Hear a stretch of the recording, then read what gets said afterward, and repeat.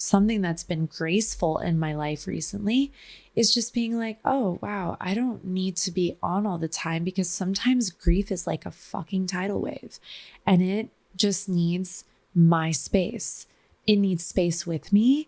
And it doesn't care if I had 5 things on the calendar today that needed to get done. It has something to teach me today. It has something to move through me today.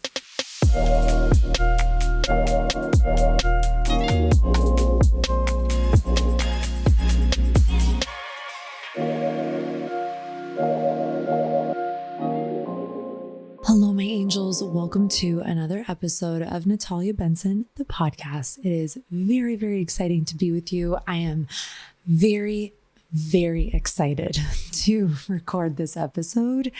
If I'm being totally honest, as you know, I always am because I got a Mercury in Aries. I love talking about this stuff, like lifting up the hood of like my productivity, the way I move through my life. Something that I've learned over the years, I kind of alluded to this a little bit in the last episode, in the Overcoming Money Shame episode, but something that I feel like I really tapped into is when you see an outcome with someone, you have to know. I think another really faulty, weird thing that I used to think was that everyone's life was like perfect and effortless. And if they like were achieving certain results or maybe even looked a certain way, I had this internal dialogue that I think was actually very unhealthy. That was basically like, okay, well, it was just easy for them. It was just easy for them. They had the genes, or they had the help, or they had the this. And while that can sometimes be true, amazingly enough, that is actually the exception and not the rule. So often what it actually takes to produce and create a powerful life of your choosing is a lot of effort. And effort is okay. I think something I really had to come to terms with when I was getting out of my marriage. I was in a relationship, I've talked about this quite a bit, where we just were not aligned. We were not on the same page. And I don't know that I realized and recognized how much of my vital life force that took. And the reason I bring that up in the context is because that was really the first time that I ever noticed where I was like, oh my God, I am really struggling with effort. I'm really struggling with the concept of effort and actually putting effort into my life and into things that I want. And I feel like that was a pretty powerful indicator that something was not aligned in my life. And while I'm not blaming the relationship, more so what I'm bringing to my own awareness is just this idea of like, oh my gosh, like when I was in this kind of misaligned place and I wasn't listening to myself, it really drained a lot of my vital life force. And having and putting forth effort actually felt incredibly challenging. And since I have been divorced and separated and, living on my own again, and I'm single and all the things, what's been amazing is I've been able to like come back to my energy. And my prayer and my intention for my life is that I will create and call in. I say create and call in through my own inner work and my own relationship to like God's plan for my life, the universe's plan for my life, to be in a relationship that does not drain my energy. I'm kind of going on a little bit of a tangiboo here, but I'm just going to bring this forward. But like, I don't know in my lifetime if I have ever been in a relationship that did not drain me. And I don't make that about the other person. I make that about my own choices. And I share all of this because it has been a really powerful reflection for me to be in this season, because even when I was in my relationship, I remember having moments where I was like, wow, I wonder what I could create or what I could express in this era of my life. I feel like my 20s were such chaos. I only had a very short amount of time of really being in a powerful expression of self. And then I met my to-be husband, and I was in a relationship with my partner for 6 years. So I only had a little sliver of time where I really did a lot of healing, and I was really living from a place of a lot more center and fun and groundedness and peace and confidence with myself. So I always wondered, what would it be like to be able to be in an era where I'm completely true to myself and I'm the next level of me. And I was curious about that. And ironically and beautifully, that's exactly where I am now. And so what I want to talk to you about in this episode is my productivity, my spiritual wellness, especially post-divorce, and a lot of like integration work that I've been doing, my daily rituals, my nightly rituals. A lot of people ask me about my skin. I want to talk about everything. Like, I just want to lift up the hood. I don't know about you, babes, but I get really inspired when I see the habits of other people. I like to see when people like have got a little zhuzh going. I'm like, what you doing? Like, I want to know what you're doing. I want to know how you're caring for yourself. I want to know the inner work that you're doing. Because I'll tell you what, over the years, I always wanted like my body to be in a place that I felt peaceful and confident in it, and that I looked a way that felt aligned with how I felt or wanted to feel internally. And I talked a lot about that in a previous episode of like how I cultivated a body transformation. And what I have realized, especially having Chiron on my sun, is that the unlock externally was actually internal. Meaning, and this is interesting, whenever I record these, I always have notes, but I start to just open and see what wants to come through. But this theme seems to be coming up, which is perfect, and I'm going to go with it for now. But what I will say is that looking at like photos and different things of myself, I was always like very up and down in not only how I looked, but most of all how I felt. Because again, I wasn't in an aligned place. I wasn't in a relationship that I was choosing from a healthy place. I was actually choosing it out of, I think, a lot of fear and a lot of codependence. And again, that's not to diminish the person. I take full accountability. When you're afraid, like I was, to be by yourself, or you're afraid, the story I had, I used to say this to myself even last fall after my dad died. I was like, I said in my mind, I do not know how to live without this person. And I was very codependent as well. So that's a whole other thing. I've talked about that in previous episodes if you haven't heard about it, like my divorce and the change that I went through, and then also the body stuff. And I'm going to touch in a little bit on both here because obviously it's all relevant.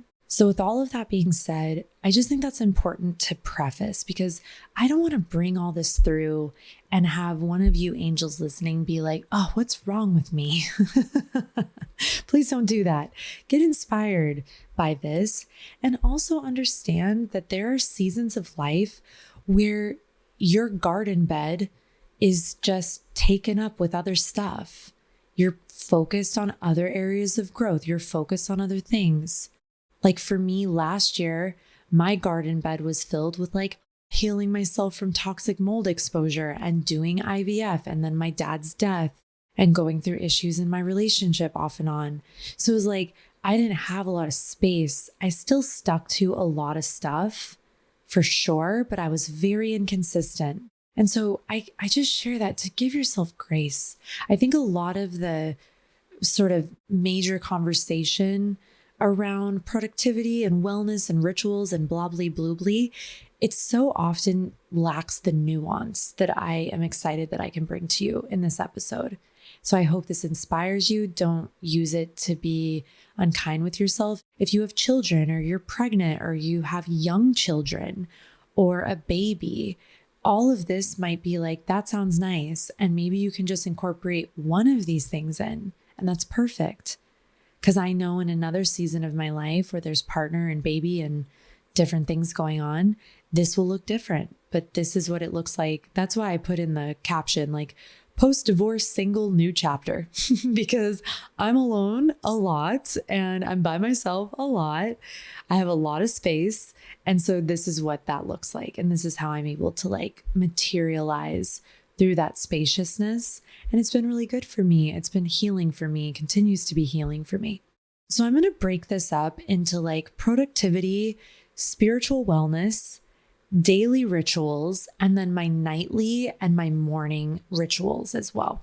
I'm literally leaving no stone unturned. So if you've ever been interested in what the frick I'm doing, I'm telling you here. So it's going to be fun. Okay. So first things first with productivity. So again, going back to the energetics of getting divorced, I even look at photos of myself right when I moved.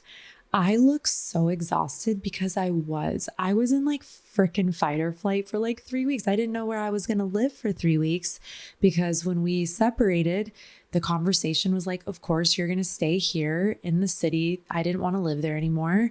And you're going to keep our home and I'm moving. I'm going to live where I want to live and I'm going to find an apartment. And I asked my dad, who was already on the other side, I was like, Dad, help me to not find an apartment in fear. Help me find the perfect apartment. And I did. I live in my dream apartment. I love this apartment. Holy heckamole. I love it here so much. I don't know where all these weird sayings are coming from. I'm sorry. I don't know why I'm saying all these random, I don't even know what to call those. But anyways, I love it here so much. And when I first got here, I needed to land. I had a friend be like, oh, it takes time to settle in. I was like, not when you're in Aries. I'm like, you will get it done. I'm like, this place looked like I'd lived here for 5 years after 5 days. Like I refuse. Even this office, like thinking about this office when I first got in here, it was stockpiled with stuff. It was unbelievable. I have a reel that has a view of what this room looked like. And I was exhausted because the truth was, my husband and I, my now ex-husband, we had just moved into our home together. So I unpacked and organized that entire house and it had a little bit of square footage. So by the time I moved here, my soul was like, I've had enough. Like I've had enough unpacking. This is where we will stay. Uranus going through my 4th house. It's almost out soon. It'll be moving into my 5th, which will be interesting. I'm curious about that, but I moved a lot. I moved a lot with Uranus going through my 4th house of the home. Uranus is evolution and change. And the 4th house is your home. It's your roots. It's your physical home. It's your energetic and spiritual home. I've evolved and healed a lot. So by the time I did like my freaking 7th move in the last 4 years and unpacked boxes, I was like, all right, God, I'm staying here for a bit. Please. I'm asking. I would like to stay here. So when I first got here, I was tired. My soul was tired. It was not only exhausting to move, it was exhausting to see my entire life implode, essentially. And even though it was a positive change for both my ex and I, it doesn't mean that it wasn't painful in moments and really disconcerting. So I gave myself a lot of grace to have basically no productivity, and I honor that that is a deep privilege. I've had my business for a long time. Things were coasting. I know women and I've mentored women where they get out of divorces and they have to hit the ground running and figure things out. And I have to say it was an absolute gift to be able to have a little space before really getting back to work. And I'm still grateful for that because I was grieving, not just my divorce, but also my dad. And so when I got here, I didn't need to just kind of like get straight back into it, especially because the work that I do definitely requires a lot of giving, which I love. I love to give. I'm definitely a giver, but I'm also very good at receiving. But that time also taught me how to be better at receiving. So I preface with this because right after I got divorced, I didn't meditate at all. I didn't do one practice. I did the bare minimum of everything. I did the bare minimum of my productivity. I did the bare minimum of my spiritual wellness. And I did the bare minimum of my rituals. I made sure I brushed my teeth and I made sure that my number one thing that never left me was my workouts and cooking and making food or eating 3 meals a day, which I'm going to talk about. but my productivity was borderline non-existent. I worked when I wanted to, and that was basically it. And that was not something I could sustain forever. That's just not the reality of where my business is or where my life is right now or my finances. But it was a gift to be able to have some space and rest and be and kind of muck around a little bit, because I also felt like when I was in my relationship with a Capricorn who also had a Capricorn rising, I was just like nonstop doing the things and setting the stage for really everything, because that's just how I was functioning in that dynamic. So by the time I got here, I was like, F it all. We ball. Just kidding. I just was like, this is it. I've had enough. I'm going to just rest. And I slept a lot. So there are seasons where you're not going to look productive. There are seasons where you'll be like, what is my iCal? What even is a calendar? What even is a Notion? Especially going through grief, a lot of this stuff can go by the wayside. Absolutely. So what I learned in that time and transitioning out of the time and getting back into my productivity, which now I'm almost 6 months living where I live and 6 months out of, my divorce. But now I really have simplified. I'm definitely very busy. I have a full life and full business calendar right now, which I'm ready for and I'm loving, and I'm having the time of my life. I'm also making a lot of changes in my business right now, which is exciting to me and that I'm very ready to do, because just as I'm evolving, my business evolves with me. But one core productivity tool, this is the shortest section in this because my productivity hacks are very, very, very, let me emphasize, very simple. They're not complex at all.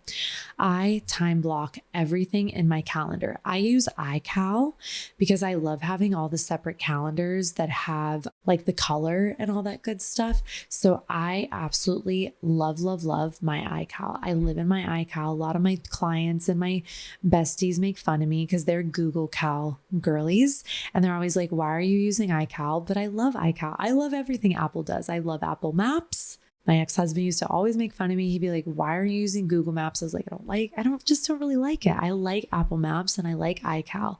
I do everything in iCal. I have a lot of different calendars. So I have a calendar for like my money date. And when I set my money date each week, I have a calendar for content creation. I have a calendar for the podcast.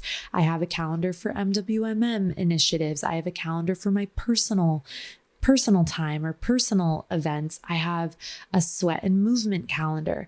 And the reason I have all these different color coordinated calendars is because that's how I set up my week. I literally have gamified this, because when something's in my calendar, part of my self-respect with myself is keeping my word.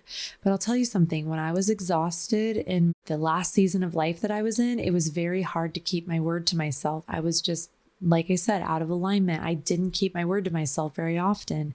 I did the bare minimum a lot of the time, or I just didn't stretch. I didn't feel like I had a lot of access to my energy. Now I do. And especially the inner work that I've been doing recently, Chiron on my sun.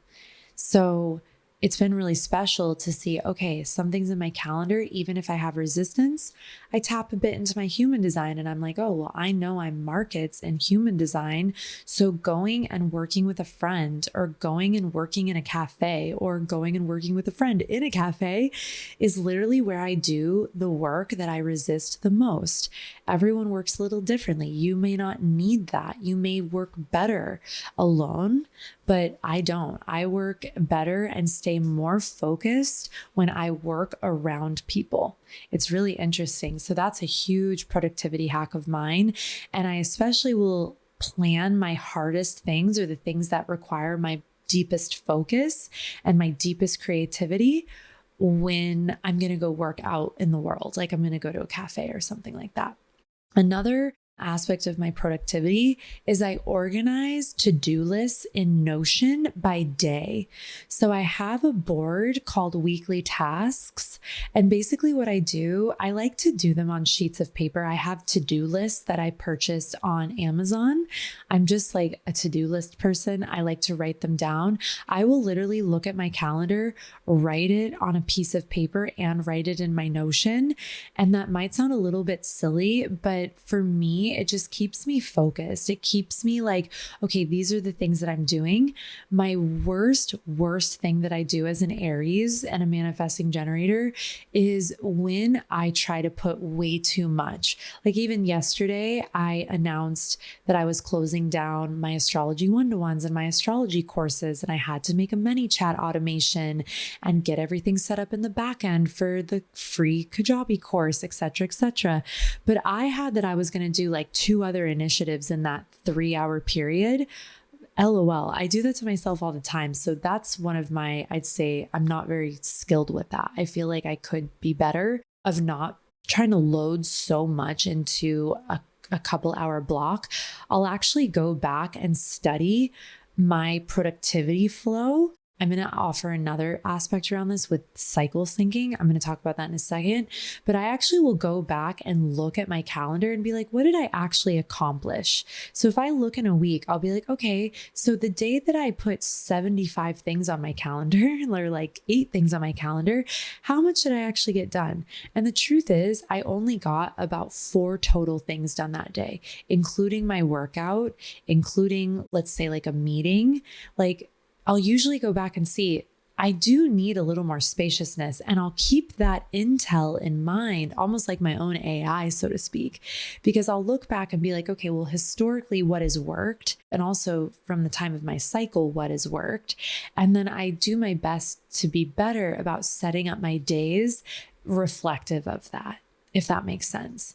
And another thing for me, I'm going to go deeper into this in a little bit, but I use Stardust, which is a cycle tracker app. I love it. I use the calendar feature in it where I can see, okay, here's where I'm slated for my follicular. Here's where I'm slated for my ovulation. Here's where I'm slated for my luteal and then my cycle. Essentially, what I do in my iCal is I add that up. So I'll be like, okay, I know that it says in Stardust that my follicular phase is going to be this date to this date. Okay, that's an all-day event. Then my ovulation is this date to this date. I'm actually the start of my ovulation today, which is why I scheduled this, because this is when, as women, with cycles, this is when our testosterone is the highest. And it's just like, I had the best workout of my life today. I felt this is the space of my month where I'm less emotional, I'm less resistant, I'm less introspective. I just have more available energy to be involved in the things that I need to do. Or if I need to be really on, like record 2 episodes and schedule with my videographer to be here and see you angels and plan my episodes and go to the gym and do all the things. I will do my best to plan big stuff for the business and follicular and ovulation. Sometimes I can't always do that. And it just doesn't work out that way, especially the things I do consistently, because obviously our cycles can fluctuate. So that's another aspect to my calendar and my productivity is I do cycle sync. And that's a gift I also feel of entrepreneurship is, I know that in the seasons of my life where I worked corporate jobs or I worked for people, it didn't matter if I was on my cycle, like it doesn't. And for those of you who maybe are building your business or you're working in a career or working in a job, that like you're expected to be there no matter what. And the truth is we have very cyclical energy. We all have unique expression of our cycles.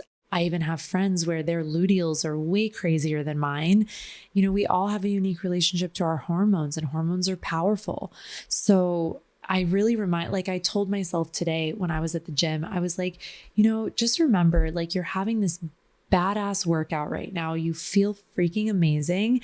So give yourself grace, because the other week I was in my luteal and I was about to start my cycle, and I was working out with my trainer, Haven. And I was like, oh my God, I'm so tired. It's so hard. And I can momentarily be hard on myself, but I'm like, no, this isn't the moment for me to be pushing it. I'm going to do my best, both in my workout and in my work. I'm just going to do my best. And I think that's an aspect of cycle syncing that really helps us not be so militant with our productivity, or even, with our health regimens, etc. Because as women, we do have cyclical energy and we exist in a cyclical nature. And that is a gift. It's an absolute gift. I was even saying to myself, this is the last thing I'll say on this topic for now, but I will say that I had this thought the other day where I was like, I'm so grateful I have a cycle. I'm just like, I'm grateful for it. And that's something I think culturally it's not honored really at all. And I feel very grateful to be in a season of my life where even last week, I knew my cycle was coming. I started to taper down my workouts and my productivity because my body was tired. And then I rested a lot, and I really didn't do a lot of work for 2 days. I did the bare minimum. I did stuff that needed to get done, but I even rearranged calls for that time. And if you've ever been on the other side of that, I'm sorry, I love you. But it's like, that's another thing. I know that if I'm on day 1 of my cycle, or sometimes even day 2, like day 1.5, usually by the second day, I feel good. By the end of the day, I start to feel my estrogen rise. I feel better. I feel ready to work. I feel ready to serve and be back in my flow. But I started really recognizing in this season of my life, I'm like, it is okay to not be on all the time. And especially moving through grief healing, especially around my dad. I mean, my babes, like that is fierce as fuck. Like I'm sorry to curse. I'm working on not cussing as much these days, but like my grief around him is so gnarly sometimes. It's intense to navigate. And for anyone who has lost someone or lost a pet or even losing a relationship, grief is so powerful. And I have an altar for my daddy in my office. I talk to him all the time, but I've even noticed something that's been graceful in my life recently is just being like, oh, wow, I don't need to be on all the time, because sometimes grief is like a fucking tidal wave and it just needs my space. It needs space with me. And it doesn't care if I had 5 things on the calendar today that needed to get done. It has something to teach me today. It has something to move through me today. All right. So spiritual wellness, this is a big one for me, especially it's a perfect segue with the grief healing. So I'm very proud to report this because I've never done this before. I am on day 96 with my insight timer tracking. Hold your applause. I'm not the queen of meditation. I just habit stack like James Clear teaches in Atomic Habits. I decided that when I wake up, and now I wake up a lot earlier, I go to bed a lot earlier, I wake up a lot earlier, I started being like, oh my God, amazing. I just need to wake up, grab my phone, and meditate for 5 minutes.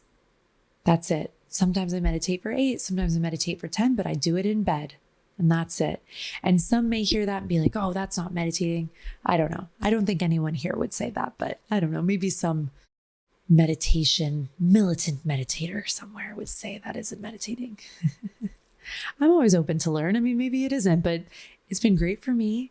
And it's a beautiful way to intentionally start my day, because even though I'm laying in bed, it's like this sweet segue between sleep and waking.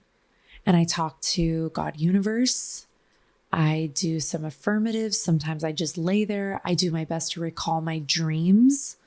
Sometimes I get to lay there in my meditative state and be aware of all the negative craze that I'm thinking about. That's not fun, but that definitely is there every so often. But either way, I get to be with myself in those 5 to 10 minutes. Sometimes I'll get up and I'll actually wash my face, sit in front of my red light and meditate. But more often than not, I just let there be this sweet space for a couple minutes where I transition from sleeping to waking. And I'm up to day 96 on my insight timer, and I'm stoked about that. That's like a huge feat for me.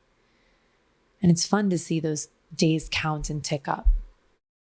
Another aspect of spiritual wellness for me has been EMDR and doing EMDR with my therapist and seeing my therapist every week. I've been with my therapist. Her name is Dina. She's an Aquarius. I'm definitely going to have her on the show at some point. She's pretty special. I've been seeing her since I was 29. I was in a relationship with an actual narcissistic person, and it was my Saturn return. And I remember calling her one day in total hysteria because it was just a really painful relationship. It wasn't even a relationship. It was just a painful experience with another human. And that's when she met me. Imagine all the change she's seen me go through in 9 years. She's helped me a lot. And she started to offer EMDR a couple of years ago. And she started telling me about it. And I was like, okay, I didn't even know what it was. So I researched, and she said she felt for my experiences in my life and, the trauma that we all have trauma, big T, little t. No one can judge if it's a big T or little t. In my perspective, she's like, you've had trauma in your life, and EMDR helps you heal and start living in the present, because it orients your subconscious and your nervous system, and most of all, your brain wiring to be in the present moment. So I have experienced actual miracles doing EMDR along with the other work that I'm doing, which I'm going to tell you about. It's kind of intense for me to tell you about the other work that I'm doing, but I feel safe to share it. I'm not going to go too deep into it, but I am going to share. I wasn't planning on that, but it feels right. I alluded to it in the last episode, but I mean, in the bigger scheme, I wasn't planning on it. But it feels right. It feels healthy and safe to share. So the EMDR work has been powerful for me. And even just having someone, I remember Max and I were on the phone maybe a year ago, and he was like, when you're a practitioner who serves other people, he's like, I think it's really important that you have someone to speak to on a weekly basis, if not a bi-weekly basis, depending on what you can, do or invest in. I wish therapy was included in health insurance, or maybe it is. Mine isn't, but I know that en masse, it's sort of, I don't know that it's totally accepted as oh, you need to go to the doctor. It's I think therapy is so powerful because there are so many moments in therapy where I get a perspective on something, and just to have a neutral, non-judgmental party who's there for my growth and healing has been absolutely instrumental in this season. And then the EMDR has been an additional layer of brain rewiring and nervous system recalibration that helps me sit in a more powerful present state. And I remember when I first started doing EMDR with Dina, I was like, oh my God, what on earth? I was so resistant to it. I do the one with her where you close your eyes and you access a memory, and then you tap on your upper arms. So it's not the hands or the eye movement, which that's powerful too, I hear. Rolfing's been a big part of my wellness journey, but I haven't been doing that as much. I'm actually almost done with my 10 series. But if you want to hear about my Rolfing journey and how I feel that it helped me create my body transformation, because it helped my body let go of stored trauma, that is in the body transformation, life transformation episode. I think it's 3 or 4 episodes before this one. And then lastly, another aspect of my spiritual wellness is I began 12-step work. And with 12-step, I'm not going to go into it, what it is, because it is an anonymous program. But 12-step is welcoming higher power into your life. And the work I've been doing with step work and journaling and working with my sponsor has been transforming my life and transforming who I am as a human being. Because I didn't have any sort of concept of God. I've never really liked religion. It's never resonated with me. I've explored lots of different religions in my life, didn't go too deep into any one of them, but it never resonated. And so especially where I grew up, I always attributed God to religion, as most people do. And I just didn't feel safe with that version of God. It didn't feel good. Even saying the word God is a big deal for me because I had a beef with God. Not only things I've experienced in this life and that I've seen in this life, in this world, but also I know my soul brought a lot here, a lot of stuff, a lot of pain. I'm not the only one. A lot of things I brought with me. And I know deep down, there was a feeling within me of like, how would a God that loves me supposedly allow these things to occur? And of course, that still can be a question in our hearts and minds and souls. But the power of this work is a God of your understanding. And that's what I'm working with. And working with this energy, I would be amiss not to talk about it. Like I said, I was not planning on it. It'll come out more. I will talk about it more. I will one day share the miracles, the lessons, and the context of why I'm doing this work, and you will figure out what it is. A lot of you know I don't drink, so that was not the issue for me. I haven't drank in a long time, and not to say that I never will again. I just don't now. It doesn't work for me. But I will tell you, when I began this work and I began this program, I dropped to my knees that day because I was in a lot of pain. And I was like, I've experienced this pain since I was like 17 years old. Why am I still here? And I started yelling at God universe. And I was like, you need to give me a miracle. And then that night was when my journey began. And that was not in my plan. I share this because that is probably the most profound aspect of my spiritual wellness right now.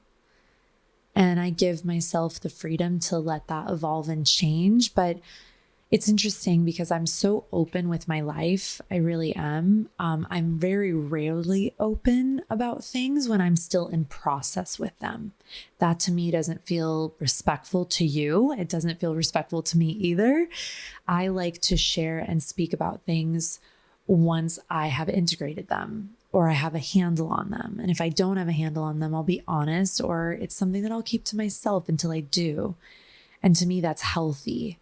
And my reason for doing 12-step, I think, is going to become a really powerful next expression of how I support and serve other people.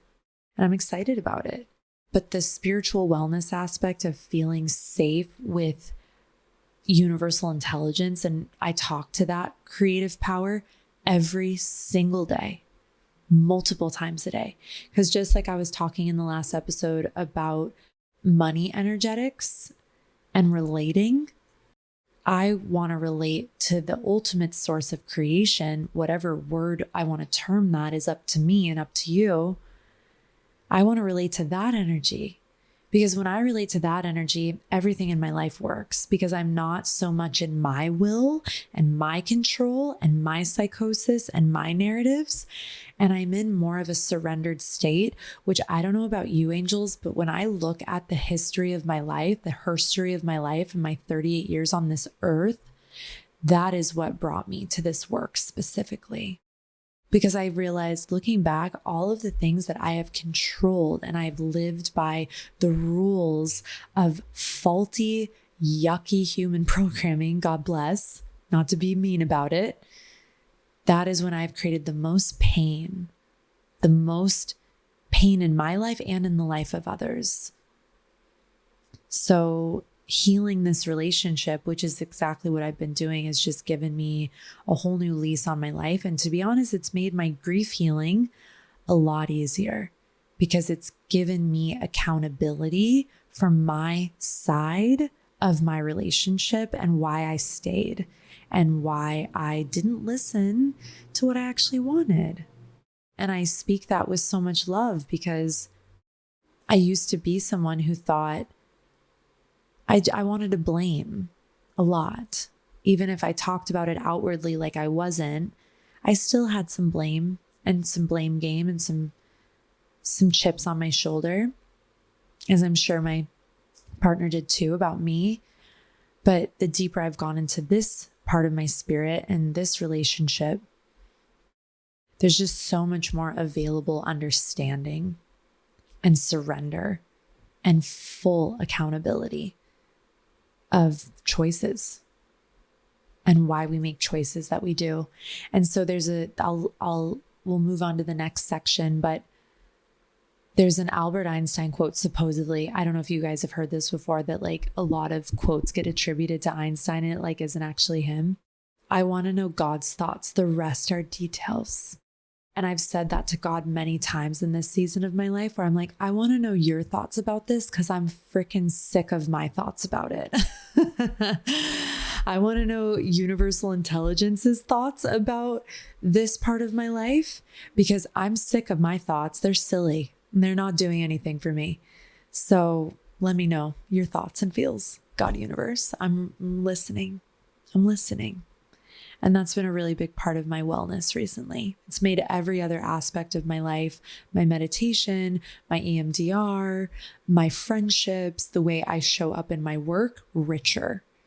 Because the original relationship of my creative power is healthier. And it's amazing. So I'm very grateful. And it's an honor to share. Might be too much to share. I don't even know if I'm supposed to share. Who knows? I have no freaking clue. But it felt on my heart to share and to speak into that part of my life. And I'm excited to unfold more expressions of that. It will teach you, I think it will guide you when I'm ready to talk more in the context of why I began that work and that program. I think it'll really say a lot. It will put a lot of things, I hope, into perspective in your own life. And I'm excited about it. It's really special. All right, I'm going to bring us home with daily rituals. So I have an episode coming out, I think next month, with Lori Harder, and I'm so freaking excited. Lori is absolutely an expander for me. I had the privilege of being on her podcast, and then I interviewed her for my podcast. She's such a Sagittarius freaking baddie. Like, she just expands and goes for it. Talk about the Sagittarian archetype. Holy moly, incredible. And that episode just blew my mind of like, she really is an expander. I know if you know her, I'm sure you agree, in the space of entrepreneurship. And she started this company called Glossy. And I got a subscription to it because I've heard about it. I always liked the branding. And it's so interesting because, and this is a big part of my daily ritual, which is why I'm giving that context, but it's so beautiful because recently I was with one of my best friends, Krista, who was just on the pod, and she goes, babe, she's like, your skin is skinning. She's like, what is going on with your skin? And I was like, frick, I mean, I haven't changed much other than I started using Glossy, and it has like hyaluronic acid. I do have an affiliate link, so you can get it and I'll put it in the notes, but I'm just sharing this because I'm freaking obsessed. I'm going to tell you guys my morning of what I do with it, but it has hyaluronic acid. And there's one other thing, I'm forgetting the like core ingredient, but I started noticing that my skin, not only on my face, but all over my body, started to take on this really smooth, even beautiful texture. I think that's also in conjunction with my workouts and with weight training, because when you weight train, from what I understand, you release human growth hormone. But like I said, the skin compliments lately. I was even at dinner with my girl Teresa the other night. She's an unbelievable makeup artist, really about skin health. She was like, what is going on with your skin? And I sent her my Glossy link. I was like, this is the only thing I started doing differently. I was like, I have a pretty simple skincare regimen, and I feel like adding that in has just been a freaking game changer. Because I know for so many of us, we want to feel our skin is like the welcome mat of our whole being, you know. It's like, and when we feel good and we feel like we're glowing, there's so much power and magic in that. So really sharing that from the heart. And I'm obviously such a freaking fan of Lori, and I just think she's she's a powerful woman. She really reminds me to take deeper risks and to like go for what I want and not play small. And when she launched Glossy, I was always curious about it. And I'm kind of like, I don't know if you guys have heard about this in consumer behavior where there's like first adopters. I am not a first adopter. Like, even like when tiny purses started to become a thing, or like people were doing, I remember they were doing something with their nails. And I was like, I'm always the one who's like, I'm going to take my time. I'm going to wait till that becomes more of a thing, or I hear like people's experiences, most specifically with like wellness stuff. And I just kept hearing from so many of my babes that they were loving it. And it was like, especially for my women who travel and speak a lot, they were like, when you get dehydrated from traveling, you want to have something that you can just put in your water and it just makes you feel good. It has zinc in it too, which I know is good for your immune system. I'll put my affiliate link in the profile. Have a peeky. I think she has some really cool like before and afters. And then I don't know if you're watching the YouTube, it's a little far away right now, but my skin looks beautiful. I got my makeup done today, but even my makeup artist today was like, boo boo. She's like, your skin is skinning. I don't know. When is everyone putting the ing on everything? I love it. So yes, my skin is skinning. And like I said, the only thing I really shifted is the Glossy sticks in the morning. Here's what I do in the morning as soon as I wake up. This is my thing. So I do my skin health. I use Ilia's foaming cleanser, and I'm a Living Libations gal. So I don't know if you guys have heard about Living Libations, but it is clean, beautiful. I actually met the founder.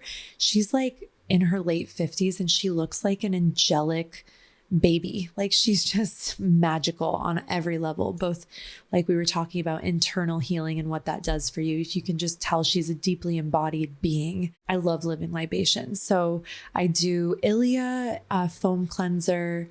I just like that it's gentle. I need gentle stuff on my skin. I do rose water. And then what else am I doing on there? I do Living Libations rose face oil. And then I use Living Libations Maverick face cream. It's very thick and emollient. So I don't know if everybody needs that necessarily, but that's really big for me. You just have to know your skin type and what you need. My teeth are first because I learned through yoga teacher trainings in my 20s about tongue scraping. And I went away from tongue scraping for a really long time and my immune system was a mess. And I just had an intuitive hit once that basically was like, get back to your oil pulling, especially when I was healing from the mold exposure. And so first thing in the morning, I don't drink water. I do my best not to like swallow my spit. I just literally like scrape my tongue. I put my I wear a retainer at night, put that in my little thingy doodle pod that cleans it. God, I'm really giving you guys the freaking minutia. Okay, sounds good. Let's really get into it. I tongue scrape. I brush my teeth. I use cocoa. Oh my God, I should have like written all this down. I use cocoa flosses, like whitening coconut oil toothpaste. I love it. I've actually struggled with teeth sensitivity in the back because sometimes if I'm stressed or my cortisol's high, I will grind my teeth or clench my jaw. Even though I use mouth tape at night, I thought that was going to stop that, but sometimes it doesn't. And I will say that the coconut oil pulling, which I do every so often, maybe a couple times a month, and then using that Cocoa Floss coconut oil toothpaste, you can get it on Amazon. That's helped me a lot with my teeth sensitivity. In addition, in the morning, I do my affirmations. I take care of tarot. And then my ritual once I go into the kitchen is I prep my Glossy stick. So I put it in a glass. I use a glass straw. I spin it around. That's the first thing I drink. So after I've done my teeth, my skin, my affirmations, and I go into the kitchen to make tarot breakfast, I do my Glossy. I do that first. And then I am a little addicted, I'm going to admit it, to my Kachava matcha protein powder. I also like it because it makes you, I have never said this in my life in public. I'm going to literally quickly move past this, but the truth is my favorite book when I was younger was a book called Everyone Poos, because everyone does, and pooing is healthy. I've never talked about this on the podcast. Anyways, this is the first time for everything. I actually met a really amazing gastro doctor, and she's an Aries, and she's my favorite human that I've ever met. And she's going to come on the pod and we will talk about poo with her because poo is important and it's very important to be regular. Anywho, my Capricorn rising is absolutely having a moment right now, but essentially I do my Glossy and then I drink my Kachava protein powder in my little shaker. It is superfoods. It is 25 grams of protein. It's plant protein based. I do eat meat, but I don't do well with whey. And I haven't really found, this is just my favorite protein powder ever. It's very clean, has a lot of superfoods. I have no affiliation with them whatsoever, but I am obsessed with this protein powder. And it has probiotics and prebiotics in it, which is good for your regularity, if you know what I mean. And then I also drink about 20 ounces of water. I have a Simple Made. It's a lead-free, it's kind of like a version of the Stanley. And I fill that up to the top with purified water. I use reverse osmosis. I know everyone says you should drink spring or whatever. I don't like spring water. I like RO water a lot. So anywho, I actually was talking to someone recently and they were like, you don't drink spring water? And I was like, no, I love RO water. I love how it tastes. It's just my favorite.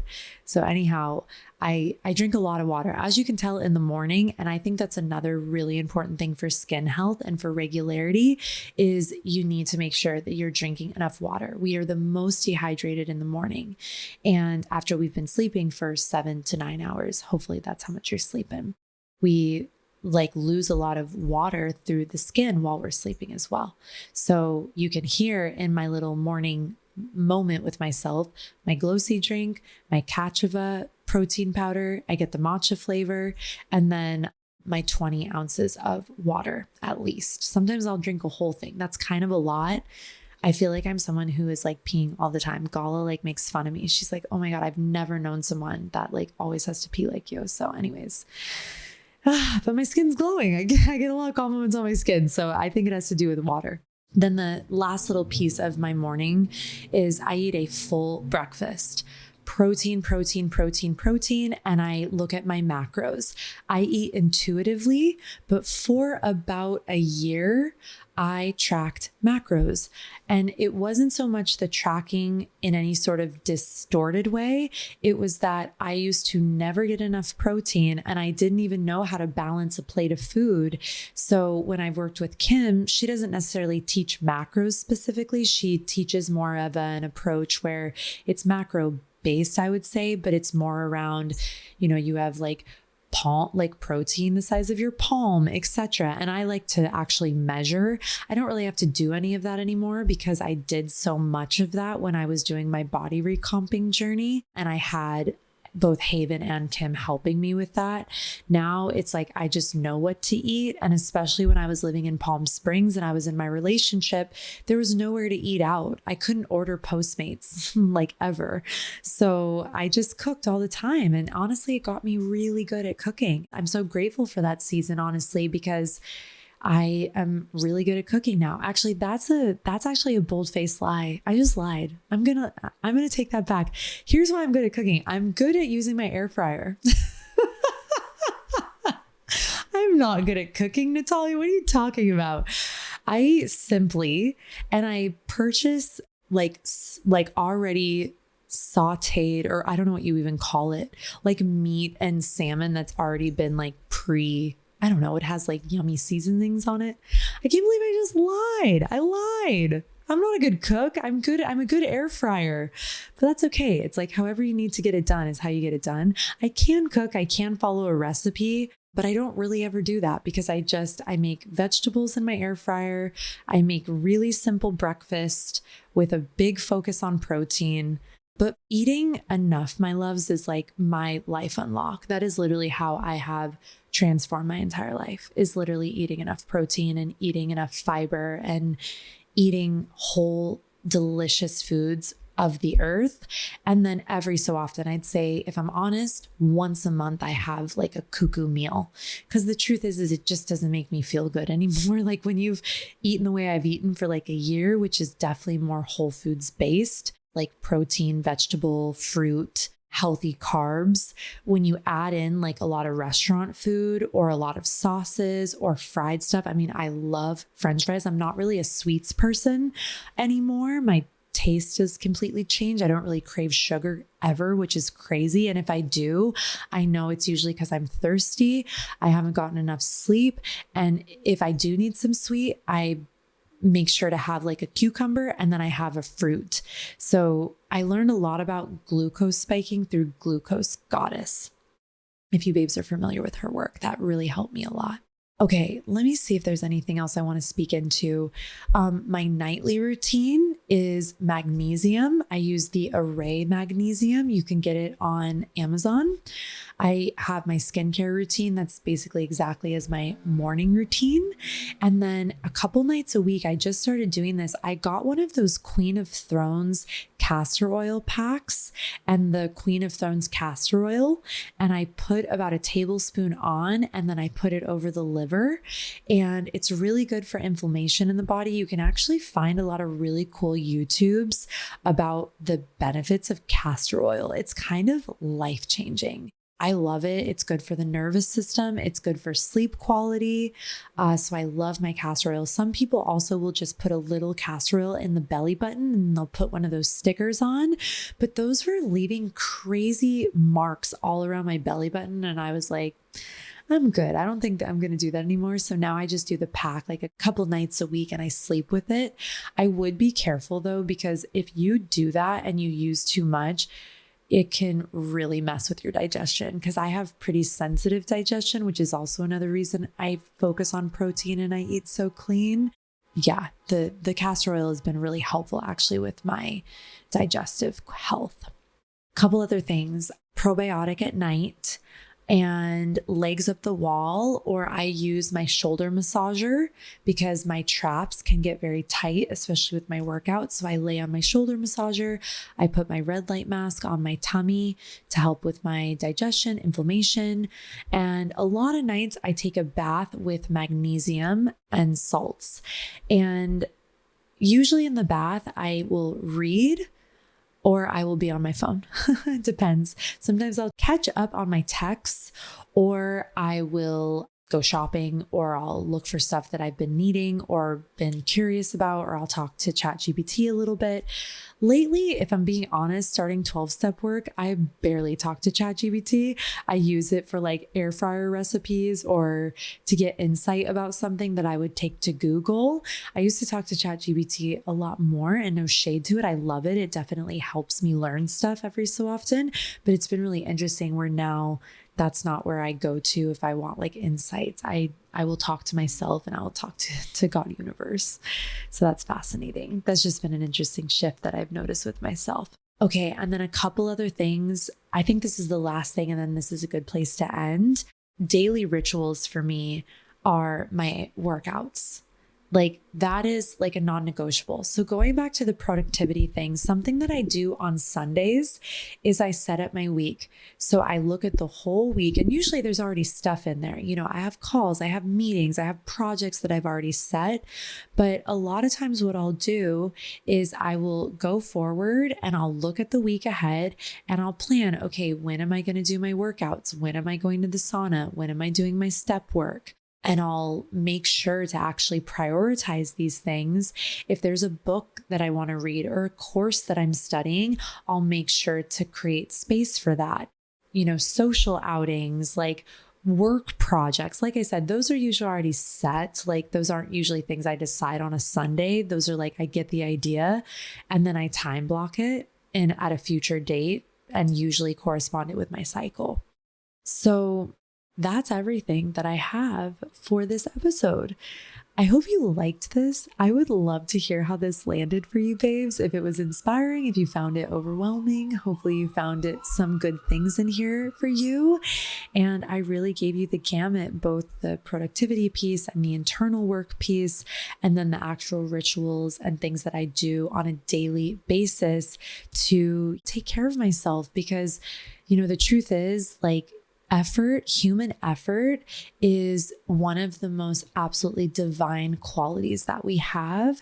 And so even if you cannot have a schedule like this, because like I said, I'm single, I'm divorced. This is a new chapter. I have a lot of time on my hands. I don't have children. So this is obviously where I am in this season of life. So adopt what you can, take what resonates, leave the rest. And I really hope that this served you and you enjoyed this episode.